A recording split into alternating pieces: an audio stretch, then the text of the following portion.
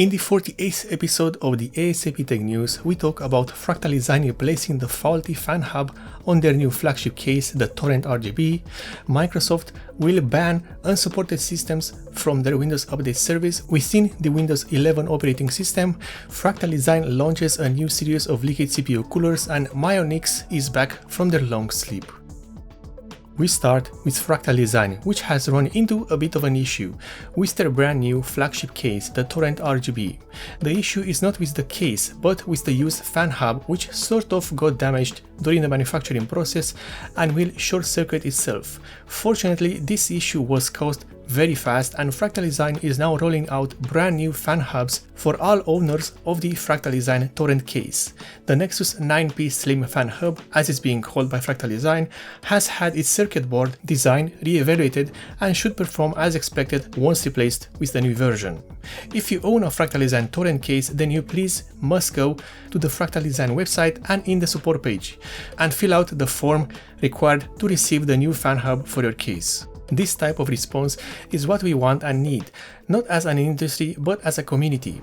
The Fractal Design response to their issue is miles ahead of how other manufacturers handled their issue, like NZXT for example. We continue with Microsoft, which has talked about which CPUs and platforms will be officially supported on their new operating system. This is of course related to the Trusted Platform Module, or short for TPM 2.0, a security module which has caused quite the stir into the market, with older systems being only supported with an add-on module while others not supported at all. However, lately Microsoft has talked about a so-called workaround that can make unsupported systems work with Windows 11. This workaround is basically installing Windows 11 on a clean drive using an ISO file. However, systems without the TPM 2.0 module will be marked as not supported and will not have access to the Windows Update system. This makes their installed Windows 11 system wide open to pretty much everything, including ransomware, bugs that are fixed via updates, and the lack of performance enhancements or stability improvements. As much as many people dislike the Windows Update system, certain operating system updates are required, especially in terms of security and stability.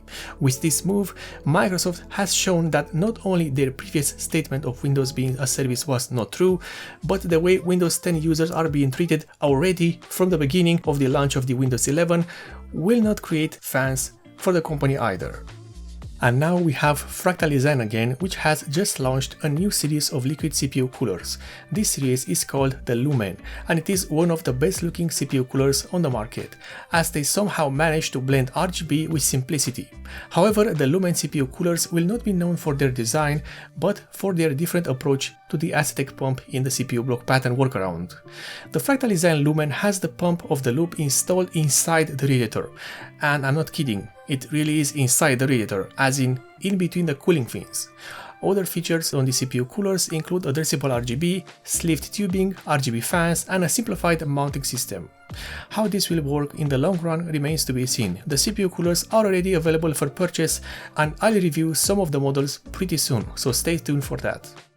And finally, Mionix decided to come back to life from what seems to be eons of inactivity. A few days ago, the company has sent a press release announcing not only its return as a company, but also the relaunch of several updated products that were the talk of the industry back in the day. The company is launching the Naos Pro, Caster Pro, and the Avior Pro, alongside a complete set of mouse mats called the Elioth. All mice featured in this press release are priced the same at $80 or the equivalent in euros. The mice use the same sensor, the Pixart PMW3370, which is capable of up to 19,000 dpi, has a frame rate of 12,000 frames per second, a response time of 1 millisecond, and a tracking speed of 400 IPS. As with many products these days, it remains to be seen if Mionix and these updated gaming mice will manage to establish themselves onto the market again. A market which is not only overcrowded with generic gaming products, but it's also overcrowded with half-baked attempts at being unique. And this is the end of the episode number 48 of the A.S.A.P Tech News, one of the few tech news series which aims to deliver you the news as fast as possible for your convenience.